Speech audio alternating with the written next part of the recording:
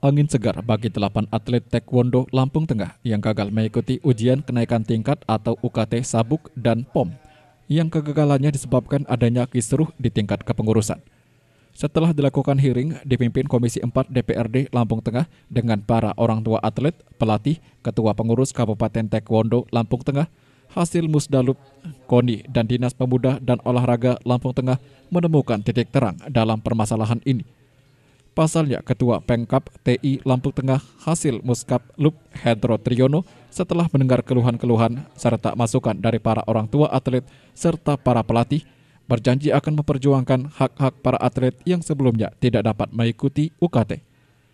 Pihaknya juga mengatakan berbagai upaya akan ia lakukan, salah satunya adalah berkomunikasi dengan pengurus Provinsi Taekwondo Indonesia Lampung agar dapat dilakukan UKT susulan.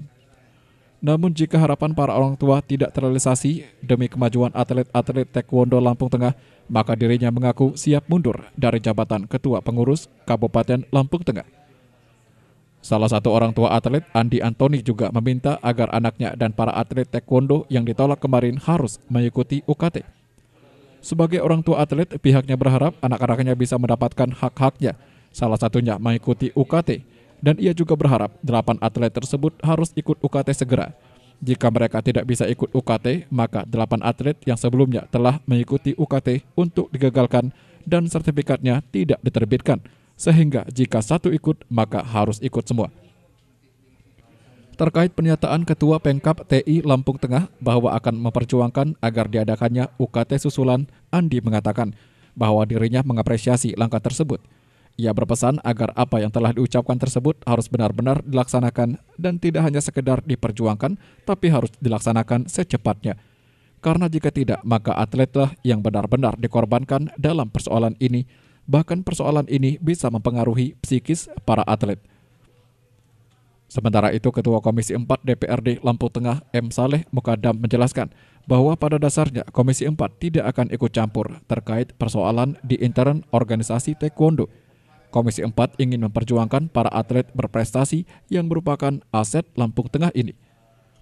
Mukadam menegaskan jangan sampai karena masalah intern taekwondo, atlet-atlet yang sudah mengharumkan nama Lampung Tengah menjadi korban. Untuk itu, setelah duduk bersama, maka disepakati bahwa Ketua Pemkab TI Lampung Tengah akan melakukan upaya sesungguhnya yang maksimal agar 8 atlet ini bisa terakomodir untuk mengikuti UKT susulan, agar kedepannya bisa mengikuti kejuaraan di Porprov 2022 mendatang.